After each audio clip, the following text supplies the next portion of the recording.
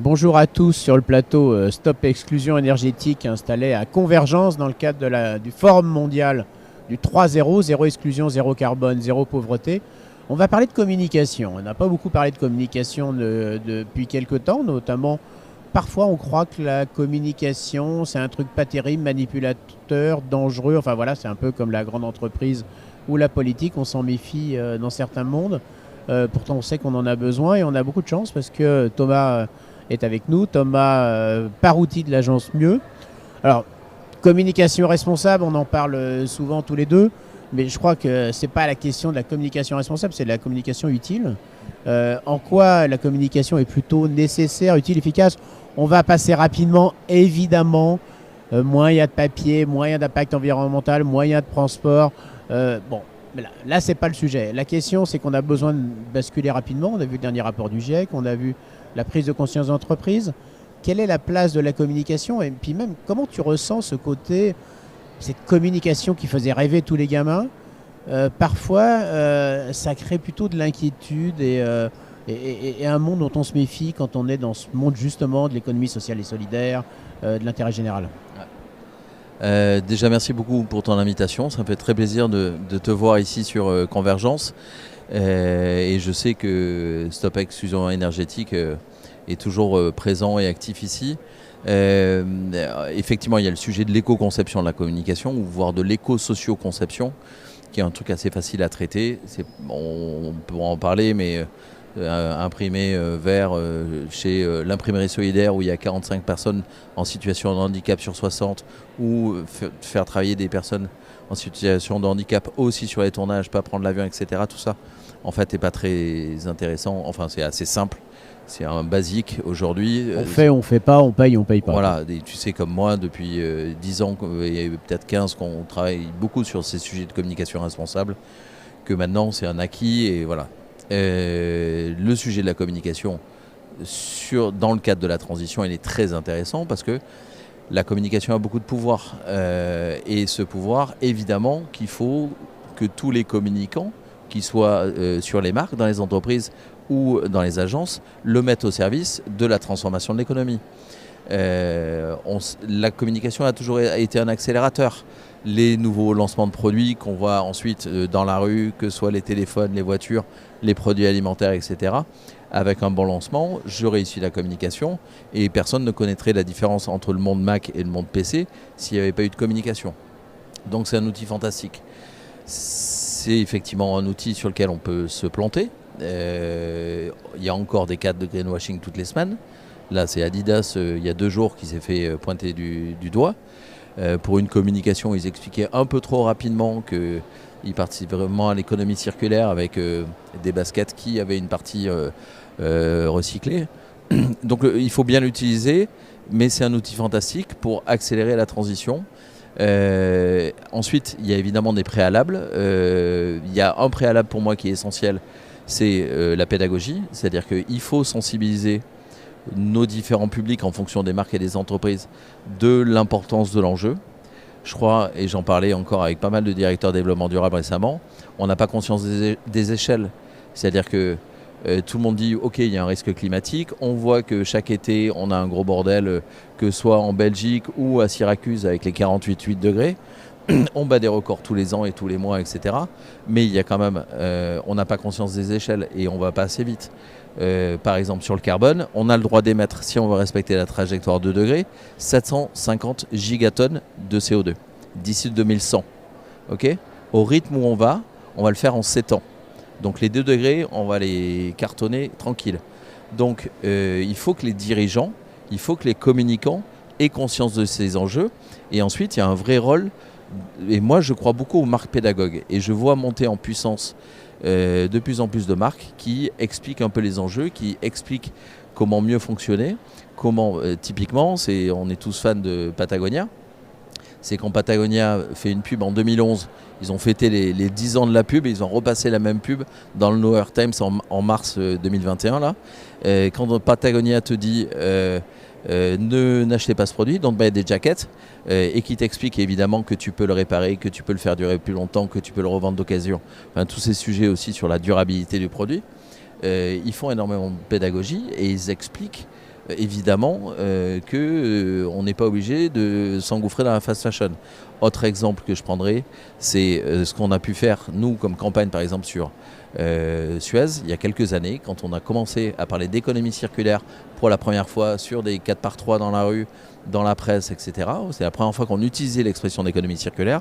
Quand tu expliques à un enfant que Suez démonte des avions avec Airbus sur une JV à Toulouse et que les bouts d'ailes d'avion, tu vas fabriquer des trottinettes, l'enfant, il a hyper compris le système de l'économie circulaire et en plus il est hyper content parce qu'il est persuadé qu'avec sa trottinette fabriquée avec un bout d'aile d'avion recyclé, il va pouvoir faire des sauts 2 fois plus longs parce que sa trottinette elle va s'envoler.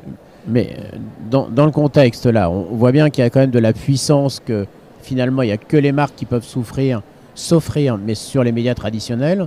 Est-ce que réellement il y a un équilibrage et pourquoi le monde associatif est souvent aussi négatif? Justement parce qu'il manque de moyens, parce qu'il n'a pas compris qu'il y avait des enjeux de communication très forts. C'est quoi il est où le blocage? Je crois qu'il y a beaucoup d'associations qui sont là pour réparer des problèmes.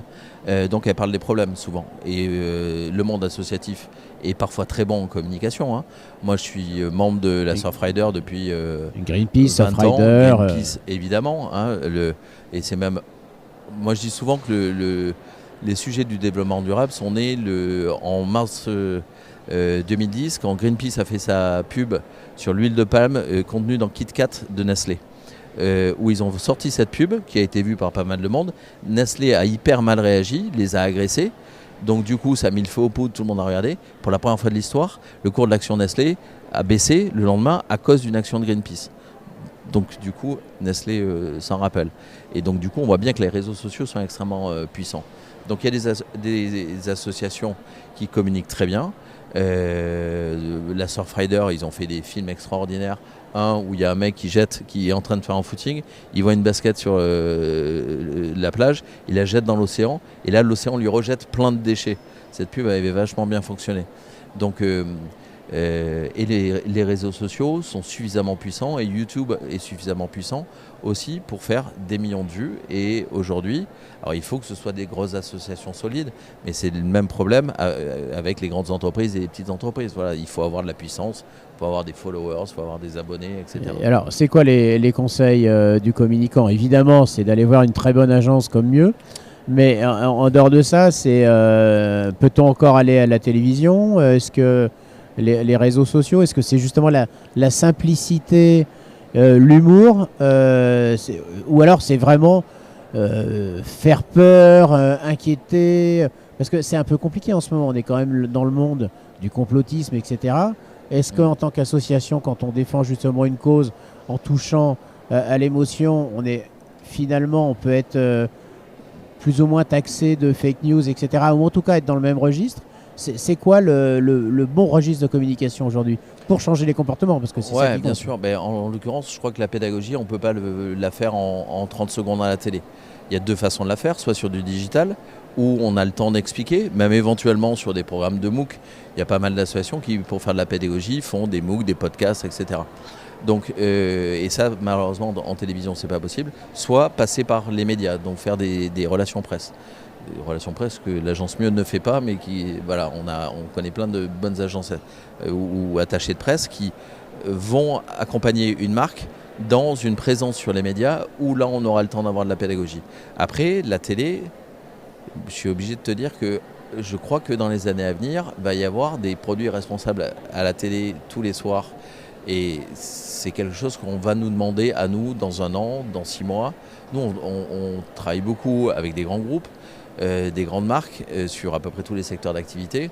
Et globalement, 90% de notre activité, elle est sur du digital. Alors, il y a des pubs sur du digital, où il y a des sites internet, des MOOC, etc. Mais là, on va nous demander des pubs télé parce que, ou des prints, enfin de l'affichage, je sais pas quoi. Mais c'est quelque chose qui va monter en puissance, c'est sûr. Parce que tu vas chercher de la puissance quand tu passes ton spot sur une grande chaîne de télévision. Évidemment que tu as un levier plus puissant qu'une vidéo que tu vas poster sur YouTube, quoi. C'est encore un espace de créativité, de création, d'invention. Est-ce que ça motive encore les jeunes? On n'a pas le choix. Alors, c'est-à-dire que les sujets de développement durable ne sont pas créatifs. Parce qu'en fait, évidemment que le directeur marketing d'un grand groupe pétrolier ou d'un grand groupe d'habillement ou d'immobilier, sur un sujet de développement durable, il est déjà comme ça. Et son président, de toute façon, le regarde bien. Voilà. Donc il va faire de la pédagogie, il va faire... mais globalement, c'est pas créatif. Voilà, du coup, on met de la bonne musique, on met des images Getty, on raconte une belle histoire, mais c'est très très rarement créatif. Donc c'est dommage, et ça marche pas aussi bien que quand c'est créatif. Parce que, pour reprendre une expression que je t'ai entendu dire de très nombreuses fois depuis 15 ans, la créativité, moi je suis convaincu qu'elle va rendre le développement durable désirable. Il faut qu'on donne envie aux consommateurs d'aller vers des nouveaux produits plus responsables. Et si on n'est pas créatif, ils vont s'emmerder, ils vont pas regarder, ils vont jeter ça à la poubelle rapidement. C'est quoi la prochaine étape de la communication? De quoi, non, ou plus simplement, t'aimerais communiquer sur quel sujet? Alors moi, je crois que le lien entre environnemental et social n'est pas assez perçu. Donc ça, c'est le premier sujet qui m'intéresse. On ne voit pas qu'une transition qui serait qu'environnementale va exclure du social, donc il faut absolument les deux. Enfin, les deux sont complètement imbriqués. Et il y a deux autres sujets qui m'intéressent beaucoup. Un, sur lequel on bosse déjà pas mal, sur lequel on a construit une belle expertise, qui est le carbone. C'est-à-dire que les entreprises commencent à communiquer effectivement sur leur stratégie carbone, leur stratégie climat. Donc d'un point de vue corporate, et il y a les produits là qui vont sortir, des produits carbonés. Alors il y a le pain de Miaris qui dit qu'il est neutre en carbone en télé déjà depuis 1 an, mais il y aura des trucs sérieux, quoi. Voilà. Et je connais des entreprises qui vont sortir des produits où le bilan carbone va être réduit de 90% par rapport à la version précédente. Donc ça, c'est un sujet très intéressant. Et là, il va falloir qu'on soit créatif, qu'on donne envie. Mais je vois que nous, nos créatifs, s'éclatent sur ces sujets-là. Et après, il y a le deuxième sujet qui arrive juste derrière, évidemment, c'est la biodiversité. C'est-à-dire qu'en l'occurrence, il y a ce week-end à Marseille, l'UICN, le congrès. Aujourd'hui, la biodiversité est gratuite, donc les entreprises s'en moquent. Alors qu'évidemment, s'il n'y a plus de biodiversité, il y a plein d'entreprises qui tombent. Et de toute façon, s'il n'y a plus de vivants, on est vraiment très mal. Donc voilà, je pense que ça, c'est les prochains sujets sur lesquels on va travailler. C'est super intéressant. Et ce que je constate aussi, c'est que les entreprises de tous les secteurs et maintenant de toutes les tailles veulent aller sur une communication qui révèle leur marge de transformation. Et ça, c'est super intéressant. Et on va terminer là-dessus, mais finalement, la communication, c'est un métier.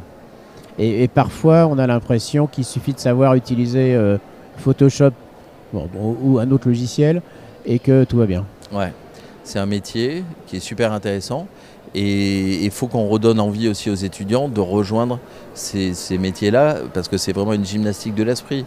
C'est hyper joyeux d'être communicant. Donc il faut que les agences, après tous les scandales qu'il y a eu, arrivent à donner envie à nouveau d'être parmi les entreprises les plus choisies des étudiants. Ou en tout cas le retrouve parce que c'est pas toujours le cas. Merci Thomas. Merci beaucoup Gilles. L'agence Mieux. À bientôt de Merci. Convergence. Au revoir.